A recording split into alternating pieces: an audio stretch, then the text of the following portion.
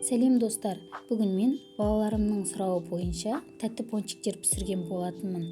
Бұл пончиктердің жасалу жолы видеода толық көрсетілген. Яғни бізге ең алдымен жылытылған сүт қажет. Осы жылы сүтіміздің үстіне қант және қасықтың ұшымен тұз қосқан болатынмын. Және бізге бір қасық құрғақ ашытқы қажет. Осылардың барлығын салғаннан кейін жақсылап араластыратын боламыз. Одан кейін бізге бір жұмыртқа керек. Бір жұмыртқаны да осылай үстіне салып, тағы да араластырамыз. Ендігі кезек бізде сары майда. Сары май бізге ерітілген болуы қажет. Міндетті түрде мен ерітілгенін қостым. Бұларды да жақсылап араластырғаннан кейін бізге аз-аздан ұн салып отырып, жұмсақ қамыр илеп шығамыз.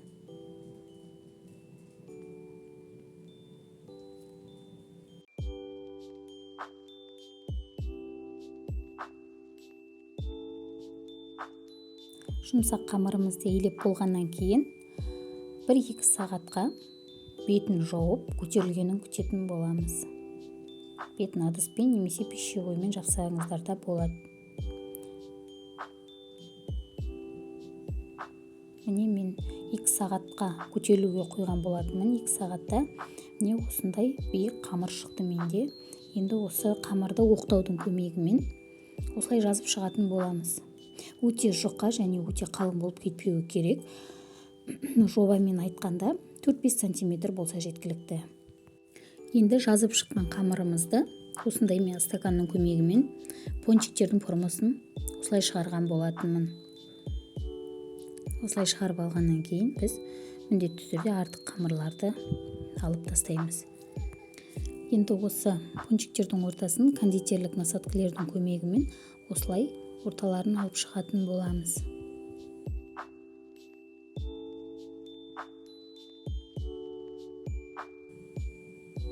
Міне біздің пончиктердің пісуге дайын тұр.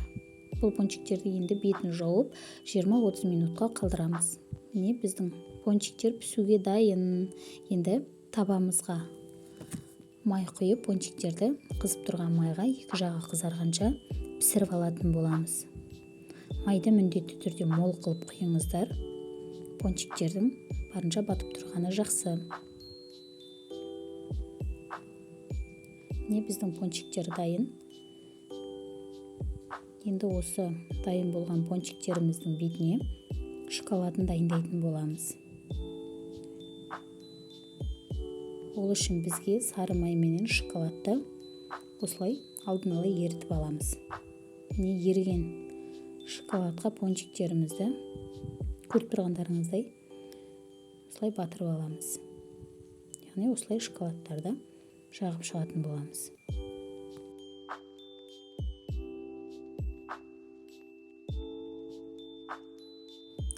Енді пончиктерімізді шоколад жағып болғаннан кейін бетін сәндейтін боламыз. Ол үшін алдын ала ұсақтап алған орехтармен осылай бетіне себелеп шыққан болатынмын.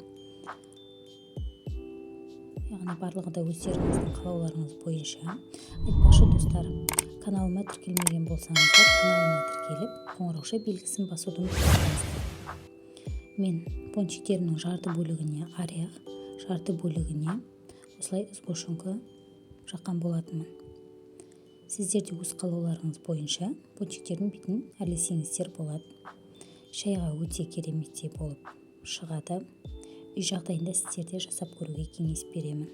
Видеоны толық көргендеріңіз үшін рахмет.